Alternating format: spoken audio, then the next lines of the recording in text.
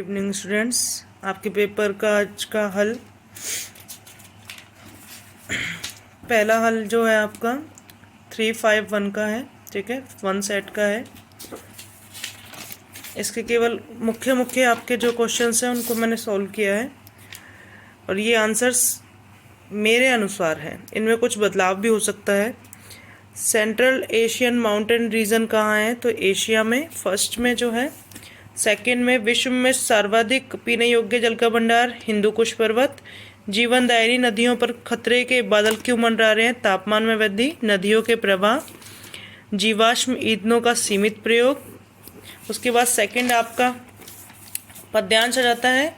पद्यांश का पहला जो है, जीवन के उतार चढ़ाव में पथिक। उसके बाद वह आशा के दीप लिए मुस्कुराता रहता है। उसके बाद उसने कठिन बाधाओं के बंधनों को तोड़ना सीख लिया है। उसके बाद विपरीत परिस्थितियों से, ठीक है। उसके बाद तूफानों के चक्रवात, कठोर बाधाएं, बिजलियों के कंपन और बर्फीली हवाएं। तो इसका आ जाएगा आपका पहला, दूसरा और तीसरा। ठीक है, इन तीनों का वर्णन यहाँ मिलता है, चौथे का वर्णन इस पद्यांश में नहीं है, तो आपका ये बी सही हो जाएगा। उसके बाद इसी का सेकंड जो पद्यांश है, उसके फर्स्ट में श्रमजीवी वर्ग के लिए है ये। उसके सेकंड का आंसर है विपरीत परिस्थितियों में भी तनकर खड़ा होने के कारण। और थर्ड का आंसर है दृश्यों के लिए दूसरों के लिए अपना सर्वस्व लुटाने के कारण। और चौथे का आंसर है पूरी शक्ति से खुदाई करके। और पांचवे का आंसर मेरे हिसाब से ए सही और कारण आर कथन ए की सही व्याख्या है। उसके बाद आ जाते हैं हम अपने व्याकरण पे। व्याकरण का जो पहला है मिश्र वाक्य, आप यहीं से पहचान सकते थे कि यहाँ की आ रहा है, मतलब दूसरा वाक्य जुड़ रहा है, आश्रित हो रहा है, तो यहाँ आपका फर्स्ट ही हो गया।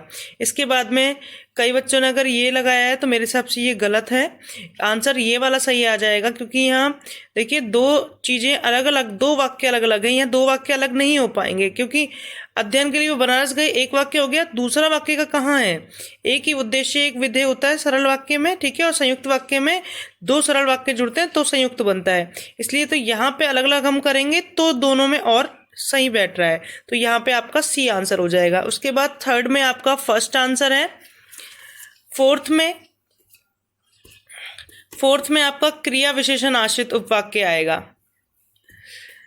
इसके बाद फिर से की आ गया, मैंने आपको बताया था कि आते संज्ञा आश्रित उपवाक्य हो जाएगा आपका।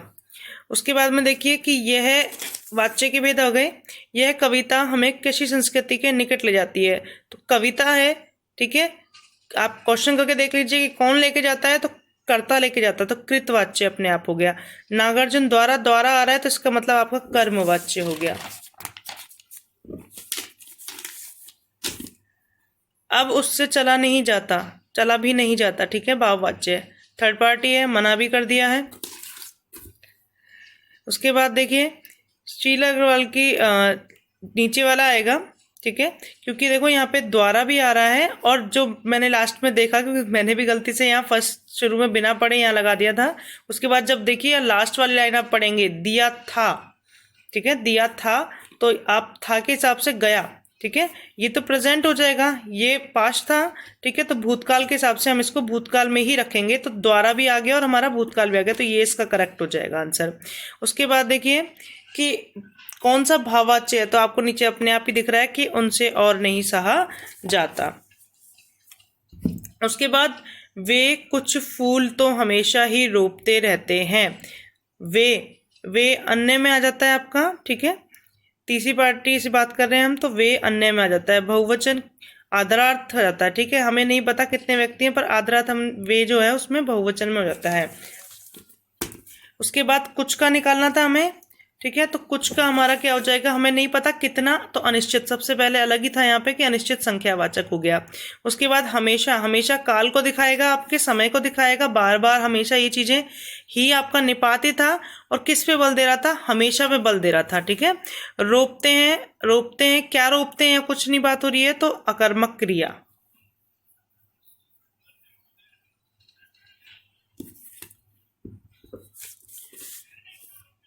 उसके बाद देखो, सुबरन को ढूंढत फिरत कवि व्यभिचारी चोर, सुबरन एक है, 3 के लिए युक्त हो रहा है, तो श्लेष हो गया आपका।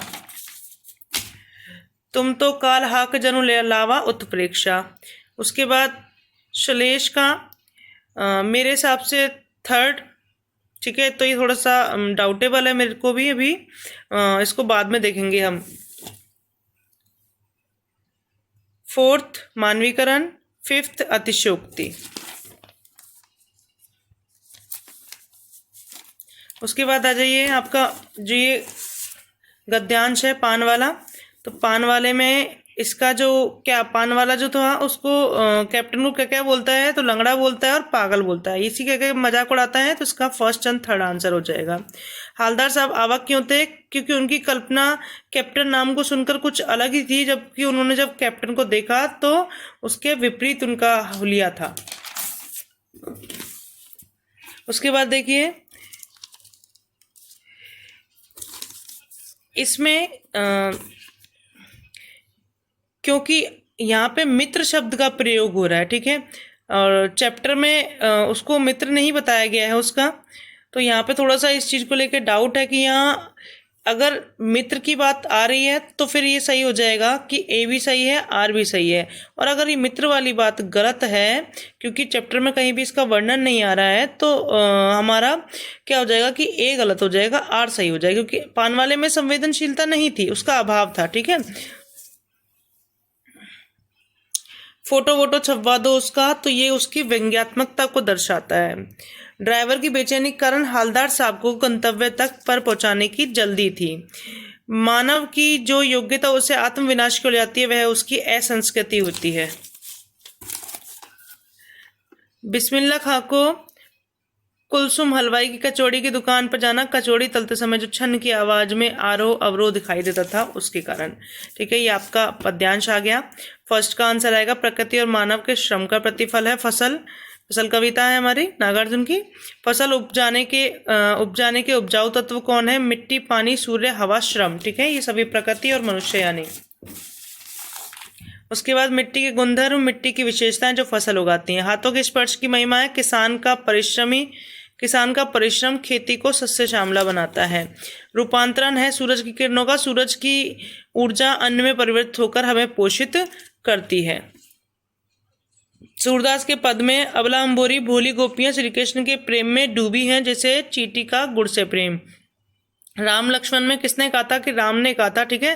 फर्स्ट लाइन जो आती है कि नाथ समुदन भंज निहारा, हो कई एक दास तुम्हारा, कि हे प्रभु, हे स्वामी, इस शिव धनुष को तोड़ने वाला, भंग करने वाला आप ही का कोई दास होगा। तो ये राम ने कहा था। इसके बाद ये आपके क्वेश्चंस हैं और आपका ये पेपर है।